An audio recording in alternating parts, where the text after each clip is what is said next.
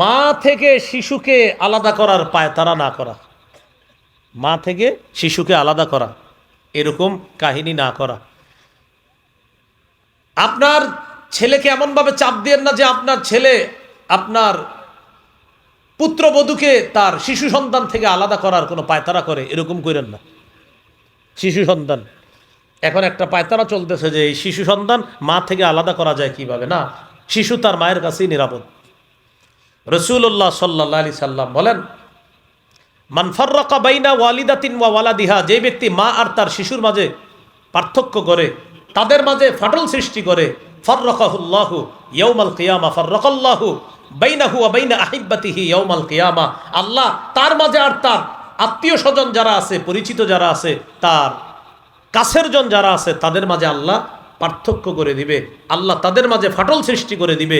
দুনিয়াতে যারা কোনো মা আর শিশুর মাঝে ফাটল সৃষ্টি করার পায়তারা করে, কিয়ামতের ময়দানে তার মাঝে আর তার কাছের জন যারা আছে তাদের মাঝে আল্লাহ ফাটল সৃষ্টি করে দিবে। বলি নাউজুবিল্লাহ। তাহলে এটা শিশুর অধিকার, মায়ের কাছে থাকা, এটা তার অধিকার। কত গেল? 30 নম্বর, শিশুকে মজলিস থেকে সরায়া আপনি না বসা। শিশু ওর বাবার সাথে বসে রয়েছে, অভিভাবকের সাথে, আপনি গিয়ে ওরে সরায় ওখানে না বসা, এটা ওর অধিকার। রাসূলুল্লাহ সাল্লাল্লাহু আলাইহি সাল্লাম বলেন, লা ইয়াজলিসুর রাজুলু বাইনার রাজুলি ওয়া বাইনা ইবনিহি, তোমাদের কোনো ব্যক্তি যেন তার মাঝে আর তার ছেলের মাঝে গিয়ে না বসে, তার সন্তানের মাঝে। তোমাদের কেউ অন্য কারো এবং তার শিশু সন্তানের মাঝে যেন না বসে। কি বলছে দেখেন, তোমাদের কেউ এমন জায়গায় বসবা না যে এই পাশে তার বাবা আর এই পাশে শিশুটা, মাঝখানে তুমি বসছো, এটা করবা না। এটা শিশুর অধিকার ক্ষুণ্ণ করা। কত গেল? 30। 31 নম্বর, শিশু খেলাধুলা করলে খেলার সময় তারে বাধা না দেওয়া। খেলাধুলা করলে তাকে কি না দেওয়া, মানে ডাইরেক্ট প্রথমে বাধা দিবেন না, আস্তে দিয়েন। মনে করেন ওরে এখন এখান থেকে নিবেন, আস্তে ধীরে, জি খেলা হয়েছে, এইভাবে বিভিন্ন কিছু বইলা টইলা ওর খেলাটা শেষ করাবেন। ডাইরেক্ট গিয়ে বাধা দিবেন, মেধায় সমস্যা হতে পারে। ডাইরেক্ট প্রথমে গিয়ে এরকম বাধা দিবেন না, আস্তে ধীরে। পিচ্ছি মানুষ খেলতেছে, খেলুক, আস্তে ধীরে বাধা দেন। আনাস রাদিয়াল্লাহু তাআলা আনহু বলেন, নবীজি আমারে খুঁজতে খুঁজতে আসছে, আমি নবীর খাদেম ছিলাম। আসার পর দেখে আনা আল আবু মাল গিলমান, আমি ছোট মানুষদের সাথে খেলতেছি, আমি খেলতেছি অন্যদের সাথে, বালকদের সাথে। তো নবীজি যখন আয়েশা দেখছে আমি অন্যদের সাথে খেলতেছি, নবীজি প্রথমে কিচ্ছু না বইলা ফাসাল্লামা আলাইনা, আমাদের সব শিশুদেরকে আল্লাহ নবী একটা সালাম দিস। আমরা সবাই খেলতেছি, নবী একটা সালাম দিস। এরপরে আস্তে ধীরে আমাকে ডেকে এক জায়গায় নবীজি পাঠিয়েছে। এটা একটা লম্বা হাদিস, এই হাদিসে একটা আজীব অংশ আছে। পাঠানোর পর আমারে দিয়ে কি করাইছে নবীজি, আমার আম্মা জানতে চাইছে। আমি আমার আম্মারে বলছি, আম্মা নবীজি একটা গোপন বিষয় আমারে পাঠাইছে, এটা আপনার কাছে বলা যাবে না। তখন আমার আম্মা আমাকে বলছে, তুমি নবীর গোপন বিষয়টা কাউকে কোনোদিনও বলবা না। এই হাদিসের বর্ণনাকারীকে আনাস রাদিয়াল্লাহু তাআলা আনহু বলেন, আমি যদি কাউরে কোনোদিন বলতাম তাহলে তোমাকেই বলতাম, তার নাম সাবেত। ও সাবেত, আমি কাউকে যদি গোপন কথা বলতাম তোমাকে বলতাম, কিন্তু আমি দুনিয়ার আমার মাকেও বলি নাই, আমি কাউকে বলবো না। নবী আমাকে দিয়ে একটা কাজ করিয়েছিলেন, বাকি এটা আমাকে গোপন রাখতে বলছে। এটা হলো সেই কাজ। কি কাজ আমরাও জানি না, এটা হাদিসে এতটুকু আসছে। কি আসছে, আমি খেলতেছিলাম, নবীজি আসছে, আয়েশা আমাদেরকে সালাম দিছে, আমরা খেলতেছিলাম, আমাদের খেলা বাধা দেয় নাই, ছোট মানুষ আমরা খেলতেছি। আস্তে ধীরে আমাকে ডেকে এক কাজে পাঠাইছে। পরে হাদিসটা বললাম আর কি, লম্বা হাদিস, আমাদের অংশ জুট্টু উট্টু হয়ে গেছে। খেলাধুলা ডাইরেক্ট শিশুদেরকে বাধা না দিয়ে আস্তে ধীরে বুঝিয়ে সেখান থেকে নিয়ে আসা, বা আপনি বাড়িতে নিবেন বা পড়তে পাঠাইবেন, আস্তে ধীরে নিয়ে আসা। কত গেল? 31। 32 নাম্বার, শিশুকে আজাইরা খালি ধমক না দেওয়া, এরকম ধমক না দেওয়া। আনাস রাদিয়াল্লাহু তাআলা আনহু বলেন, খাদামতু রাসূলুল্লাহ সাল্লাল্লাহু আলাইহি সাল্লাম 10 সিনিন, আমি নবীর 10 বছর খেদমত করছি। কোনদিন নবী আমাকে উফ শব্দটা বলে নাই, ওয়ালা লিমা সনাতা ও আল্লাহ সনাতা, কোনদিন বলে নাই এটা কেন করেছো, এটা কেন করো নাই। নবী আমাকে কোনোদিনও বলে নাই, এরকম ধমক দেয় নাই। তাহলে যারা শিশু সন্তান আছে, ছোট আছে, তাদেরকে এরকম ধমক না দেওয়া। 2 নম্বর করণীয় তাহনিক করা। তাহনিক কাকে বলে? কোনো আল্লাহওয়ালা বুজুর্গ তার মুখের চাবানো খেজুর নিয়ে আসবেন, এই খেজুর মিশ্রিত লালা নবজাতকের মুখে দিয়ে দিবেন, এটাকে বলে তাহনিক। খেজুরের সামান্য অংশ মুখের ভিতর তালুর মধ্যে লাগায়া দেওয়া। সহিহ বুখারীর বর্ণনা 3909 নম্বর হাদিস। আবু বকর সিদ্দিক রাদিয়াল্লাহু তাআলা আনহুর কন্যা আসমা রাদিয়াল্লাহু তাআলা আনহা সন্তান সম্ভবা। তিনি বলেন, আমি মক্কা থেকে মদিনায় রওনা করলাম আনা মুতিম্মুন, এমন অবস্থায় যে আমি আসন্ন প্রসবা, যে কোনো সময় আমার সন্তান হয়ে যেতে পারে। সবার ধারণা রাস্তায় কোথাও তার প্রসব বেদনা উঠবে, সন্তান হয়ে যাবে। আল্লাহর কি কুদরত। আসমা রাদিয়াল্লাহু তাআলা আনহা বলেন, নাজালতু বিকুবা, আমি কুবায় অবতরণ করলাম। ফাওয়ালাদতুহু, আমি আমার সন্তান আব্দুল্লাহকে মদিনার কুবা নামক এলাকায় জন্ম দিলাম। মক্কা থেকে বের হয়েছিলাম, সন্তান প্রসব হবে হবে এমন অবস্থায়, কিন্তু আল্লাহর ইচ্ছা ছিল হযরত আসমাকে মদিনায় নিবেন, তারপর তার সন্তান হবেন, এটা ছিল আল্লাহর ইচ্ছা। তিনি বলেন, আমি কুবা নামক এলাকায় গেলাম, সেখানে আমার সন্তানকে জন্ম দিলাম। এই সন্তানের নাম আব্দুল্লাহ ইবনে জুবায়ের। জালেম হাজ্জাজ বিন ইউসুফের সাথে যার লড়াই হয়েছিল, এই সে আব্দুল্লাহ ইবনে জুবায়ের। মনে রাখবেন, হিজরত করে সাহাবায়ে কেরাম মক্কা থেকে মদিনা যাওয়ার পর হিজরতকারী সাহাবীদের প্রথম সন্তানের নাম আব্দুল্লাহ ইবনে জুবায়ের। নবীর কোলে দিলাম। ফাদআ বিতামরা, নবী খেজুর আনাইলেন। আনানুর পর ফামাদাগাহা, খেজুর চাবাইলেন। ফাতাফালা ফি ফি, আব্দুল্লাহর মুখের মধ্যে নবী একটু থুতু লাগায় দিস। ওয়াহান্নাকাহু বিতামরা, একটু খেজুর আব্দুল্লাহর মুখের ভিতর তালুতে লাগায় দিস। ফাকানা আউওয়ালা শাইইন দাখালা বাতনা আব্দুল্লাহি রিকু রাসূলিল্লাহি সাল্লাল্লাহু আলাইহি ওয়াসাল্লাম, আমার সন্তান আব্দুল্লাহর পেটে দুনিয়ার প্রথম কোনো খাদ্য আমার সন্তানের পেটে যায় নাই। আল্লাহ রসুলের থুতু মুবারক সর্বপ্রথম আব্দুল্লাহর পেটে খাবার হিসাবে গেছে। এটাকে বলে তাহনিক। কি বলে? কয় নম্বর গেল? 2। 3 নম্বর, নবজাতককে আমরা যারা দেখতে যাব তার জন্য দোয়া করা, বরকতের দোয়া করা। আবু দাউদ 5106 নম্বর হাদিস। عن عائشة الصديقة رضي الله تعالى عنها كان رسول الله صلى الله عليه وسلم يؤتى بالصبيان فيدعو لهم بالبركة। রাসূলুল্লাহ সাল্লাল্লাহু আলাইহি সাল্লামের কাছে ছোট ছোট নবজাতক সন্তানদেরকে আনা হতো। ফায়াদউ লাহুম বিল বারাকা, তিনি তাদের জন্য বরকতের দোয়া করতেন। আমরা যারা নবজাতককে দেখতে যাব, আমরা তার জন্য, তার বাবার জন্য, তার মায়ের জন্য বরকতের দোয়া করা, এইভাবে দোয়াটা করা যায়। আমার সাথে বলতে পারেন, বলেন, জাআলাহুল্লাহু মুবারাকান আলাইকা ওয়া আলা উম্মতি মুহাম্মাদ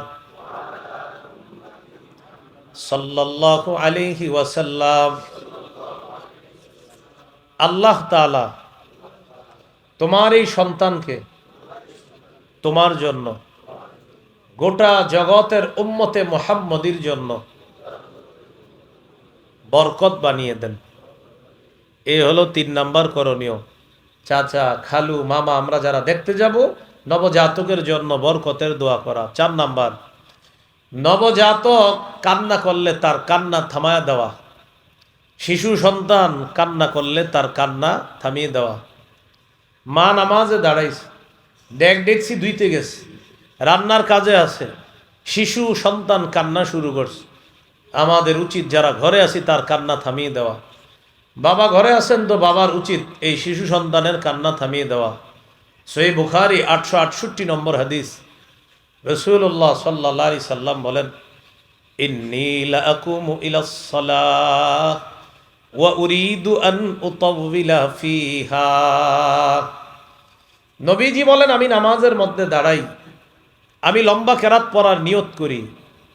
ফাসমাউ বুকা আস-সাবী, নামাজের মধ্যে আমি কোনো শিশুর কান্নার আওয়াজ যখন শুনি, ফাতাজাওয়াজু ফি সালাতি মাখাফাতা অথবা কারাহিয়াতান আন আশুক্কা আলা উম্মিহি, আমি যখন নামাজের মধ্যে কোনো শিশুর কান্নার আওয়াজ শুনি, তখন ওই শিশুর মায়ের যেন কষ্ট না হয়, আমি কেরাত সংক্ষিপ্ত করে নামাজ শেষ করি শিশুর কান্না থামানোর জন্য, তার মায়ের অধিকার প্রতিষ্ঠিত করার জন্য।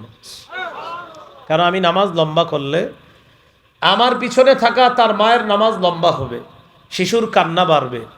এজন্য শিশু যেন কান্না থামিয়ে দেয়, এজন্য কেরাত সংক্ষিপ্ত করি যেন মা তাড়াতাড়ি নামাজ শেষ করে তার শিশুকে কোলে নিতে পারে। এ হলো 4 নম্বর অধিকার। শিশু সন্তানের 5 নম্বর অধিকার আকিকা করা। قال رسول الله صلى الله عليه وسلم إن اليهود تعك عن الغلام ولا تعك عن الجارية। রাসূলুল্লাহ সাল্লাল্লাহু আলাইহি সাল্লাম বলেন, ইহুদিরা ছেলের আকিকা করত কিন্তু মেয়ের আকিকা করত না। ফাউকু আনিল গুলামি শাতাইন ওয়া আনিল জারিয়াতি শাতান। নবীজি বলেন, তোমরা ছেলের পক্ষ থেকে 2টি ছাগল আকিকা করবা, মেয়ের পক্ষ থেকে 1টি আকিকা করবা। ইহুদিরা ছেলের আকিকা করত, মেয়ের আকিকা করত না।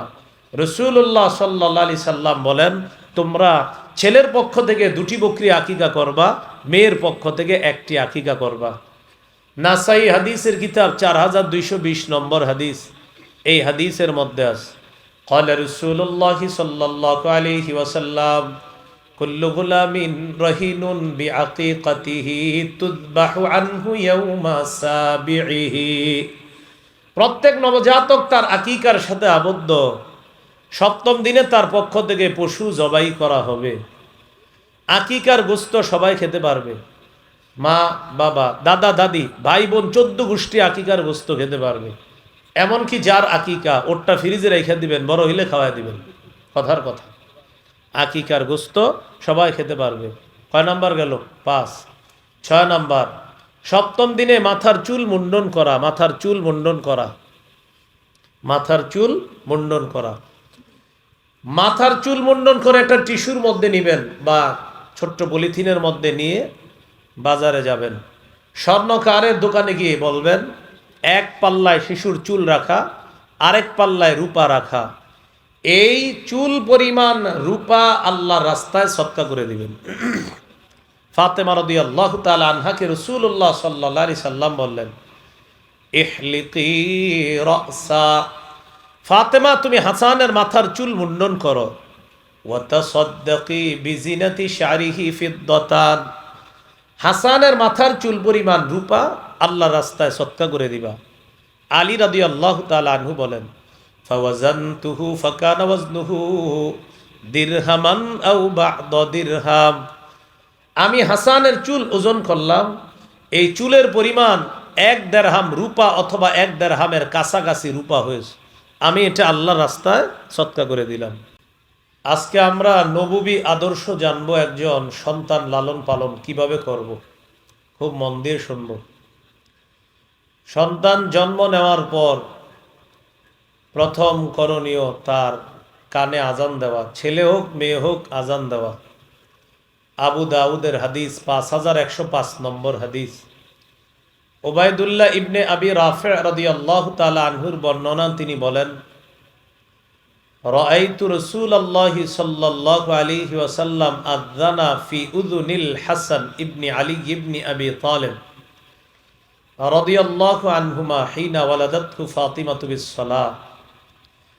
যেদিন হাসান রাদিয়াল্লাহু তাআলা জন্ম নিলেন, আমি দেখলাম আল্লাহ নবীকে নামাজের যে আজান, নবীকে দেখলাম হাসানের কানে নামাজের আজানটা আল্লাহ নবী হাসানের কানে দিচ্ছে।